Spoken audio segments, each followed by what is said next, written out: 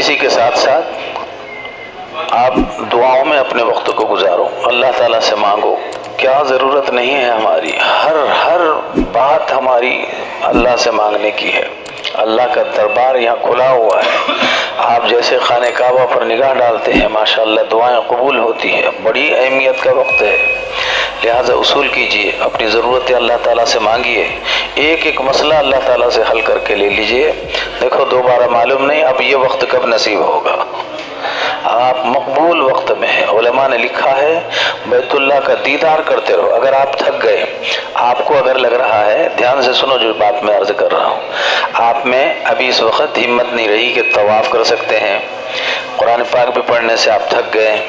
بس اب آپ تھکے ہوئے ہیں، دل چاہ رہا ہے کہ بس بیٹھے ہیں، آپ ایسے ہی بیٹھو مت، بیت اللہ پر نگاہ ڈالتے رہو۔ بیت اللہ کا دیدار کرنا بھی حدیث پاک میں ہے، روزانہ بیت اللہ شریف پر 120 رحمتیں اللہ نازل فرماتے ہیں۔ بولو کتنی؟ 120 رحمتیں، ان میں سے 60 رحمتیں طواف کرنے والے پر برستی رہتی ہے، اللہ اکبر۔ 40 رحمتیں حرم میں نماز پڑھنے والے پر، اور 20 جو بچی ہے، 20 رحمتیں صرف اس شخص پر جو بیت اللہ کو محبت کے ساتھ دیکھ رہا ہے،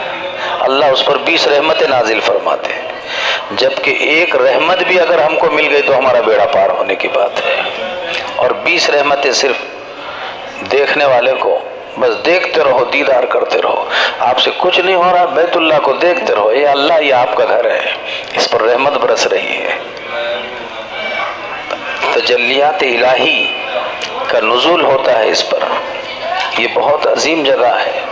آپ رشک کرو، دنیا میں اس سے اچھی چیز آپ نے، دنیا جب سے آپ نے آنکھیں کھولی اس سے بڑی چیز آپ نے دیکھی ہی نہیں، آج اللہ وہ نظر دکھا رہا ہے، آپ دیکھتے رہو، بیت اللہ کا دیدار کرتے رہو، اور بیت اللہ کو دیکھ کر یہ دعا مانگتے رہو۔ جب بھی، جیسے اپن عام طور پر ذہنوں میں یہ بات ہے کہ ہندوستان سے آئے اور پہلی نگاہ بیت اللہ پر پڑے تو جو بھی مانگے وہ ملتا ہے، دھیان سے سنو جو بتا رہا ہوں،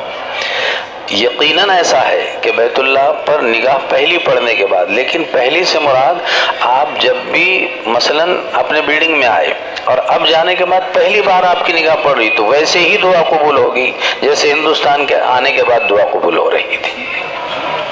اس کو بہت کم لوگ جانتے ہیں اور بہت کم لوگ بولتے ہیں۔ آپ ہر وقت جب جاؤ تو اتنا کہو، اے اللہ اس مقدس گھر کو دیکھ کر آپ کے تمام نبیوں نے، رسولوں نے، نیک لوگوں نے جو بھی مانگا ہے وہ سب مجھے عطا فرمائیے، اور جن سے پناہ مانگی ہے میری بھی حفاظت فرمائیے۔ اتنا جملہ تو بول دیا کریں، دعا مانگو دوستو، اور بیت اللہ کا دیدار کرتے رہو، سب کریں گے، اور ادھر ادھر وقت کو ضائع نہیں کرنا ہے۔ حرم میں بیٹھو،